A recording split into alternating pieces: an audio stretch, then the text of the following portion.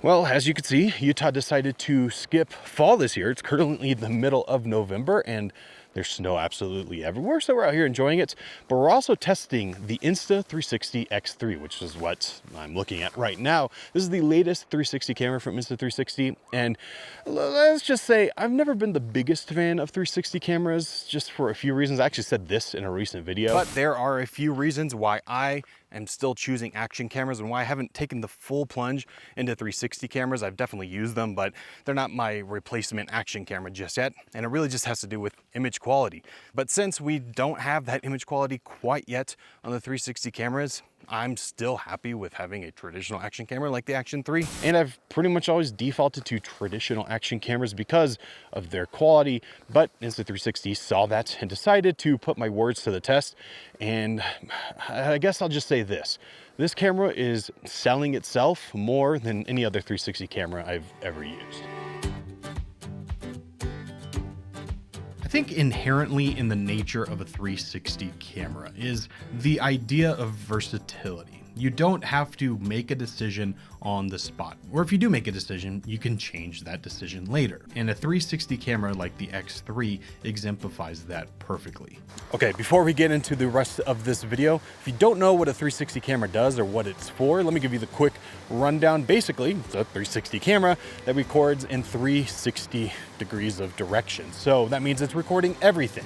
And what that really means is that later on, once you record, you can go back and choose which way you want to point the camera. So you don't have to worry about, your composition quite as much because you can point it in any direction at the same time. And because of that, you could be looking at me as I talk, or I could show you the river that's flowing behind me, or I can even show you the mountains up above, and you can see all of that at the exact same time. The real difference is that instead of pointing the camera right now as I'm filming, I could do it later. I don't have to worry about it. I just am holding the camera, and that's all I have to do. And what I think Insta360 is really trying to do with the X3 in particular is make this the default action camera. Do you want 360 video? Well, you have it. Do you want a more traditional action camera? Well, you could have that too, and I'll talk about that in a second. And getting this to the point of being the default camera, Insta360 has made some, I think, key changes that just make the overall experience better. And I think the first one that you're going to see right up front is this huge screen. It's a 2.29-inch display, and, well, it's big. I mean, when you look at the size of this camera and the screen that is on it, it's rather impressive. And it's bright, it's responsive, it's a touchscreen, so you can do everything that you need to do on the camera itself. And this was one of the weak points of the older Insta360 cameras. Yes, they had screens, but they were not nearly as big as what we have now. So this just gives you more confidence about what the camera is doing. Now, speaking of cameras, another thing that is bigger is the camera sensors themselves. So now there are dual 48 megapixel half-inch sensors. So you have one on one side and one on the other. And these get stitched together to give you that 360 video.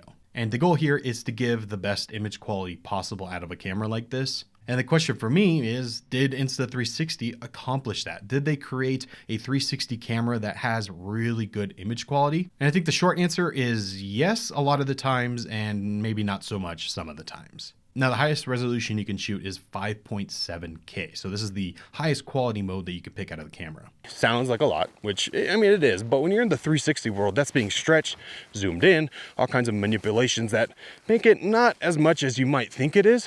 But I would say that the image quality overall on this camera, I think, is excellent for what it is. Now, there are a few things that I would like to see changed. Now, first, I think the colors and the dynamic range are good. It's not, crushing the shadows too much. It's not blowing out the highlights, especially if you go into the active HDR mode. There is actually a noticeable difference between HDR and not on this camera, and especially if you're going into kind of a wooded area like I am now, where there is still a bright sky but we're kind of in the shadows.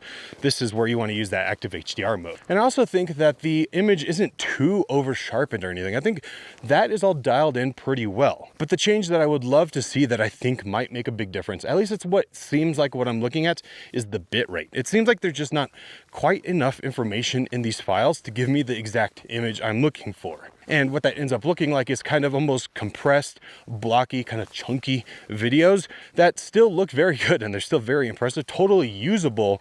But it's what I was talking about at the beginning when I said I didn't really love the image that comes out of the Insta360 cameras. And that's just because, you know, you're stretching an image and that's just what's going to happen. I think if there was a higher bitrate with more information coming out of this camera, that would solve that. Obviously, that would be a lot of data to process. So hopefully that comes soon. Now, maybe I'm wrong about the bitrate being what I'm seeing here, but there is just something that isn't quite all the way there just yet.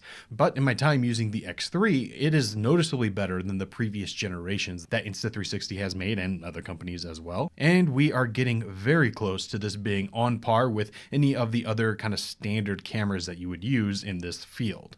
Oh, and by the way, if you want to pick up one of these for yourself, now's the best time to do it. Insta360 during the holidays is actually giving away a free invisible selfie stick, so you can get some of those really cool kind of, you know, floating shots that are so ubiquitous with 360 cameras. I'll leave all the links down below in the description so you can check it out for yourself and, you know, see if you want to pick one up. Okay, so this hardware is great and you've been seeing the footage on screen, but really where the magic comes down is with the software. None of this would be possible if Insta360 didn't have the software to make you create it. And there's two ways to do this. They have a mobile app, and this is what I would consider the fast and dirty way to get all of this done. This app lets you download footage directly from the camera to your phone, and you can edit it there and get your final video. There's a absolute ton of features in here that are all kind of AI based and cool trick shots that you can do with 360 video. I'm not really going to go into those here, but I think the most important one, or the one that I find myself using most, is just the tracking. Since sometimes you're filming for, you know, 3, 4, 5, maybe even 10 minutes or longer, with the AI built in, you can just have the software track it for you. And the same could be said for the desktop software. The main difference here is that you just get a lot better quality because it's not, you know, processing on a phone, it's using your entire computer. And that's basically what I've been using for this entire video. Now, speaking of software, as we get more and more into the life cycle of these cameras, I think companies like Insta360 are going to find easy ways to actually get your 360 videos the way you want. And I think this year, one of the best ways to kind of exemplify that is with the me mode. Basically, this shoots a 360 video like you would do at any other time, but it automatically tracks you so that you don't have to do anything in post. The video is already tracking, well, me. Now, because it's doing this on camera and it's stretching the video, it's limited to 1080p 60, but it does take one less thing out of the equation in terms of getting the footage ready to go. This, you just film it and you're already there. Another feature that the X3 has that kind of ticks another box of why this is kind of the camera to take with you if you're going to choose one of these types of cameras. It's the 4K single lens mode. So now instead of using 360, you can just use one side of the camera and use it like a traditional action camera. And I think the quality of it is actually quite good. You still get the great stabilization, you still get the active HDR if you want to use it, you still get a 4K image. It looks good, and it's a more versatile way to use the 360 camera because, let's be honest, sometimes 360 isn't exactly what you want, and this gives you the option of kind of having both. Okay, so now that we've gone over all of that, the X3 is clearly a great update of a camera, especially compared to the last generation. But am I a convert? Did Insta360 accomplish what I think they were hoping they would? And I have to say, yes. And I'm a convert in the sense that this camera is never gonna leave my camera bag. I'm gonna be taking it with me everywhere because it is just so unique, and the quality is good enough now that I feel comfortable using it, and you just get shots that you can't get anywhere else, and it is rather impressive. And what I really like is that Insta360 has shown that they know what the limitations of this camera are and that they're working on them, because the changes they've made with the X3 fix a lot of the big ones. And for me, that just gives me the confidence that going forward, Insta360 is going to make the right moves to make the right changes. So in my time using the X3, I think Insta360 hit all the right points. And if you're looking for a 360 camera, now is probably the best time to jump in.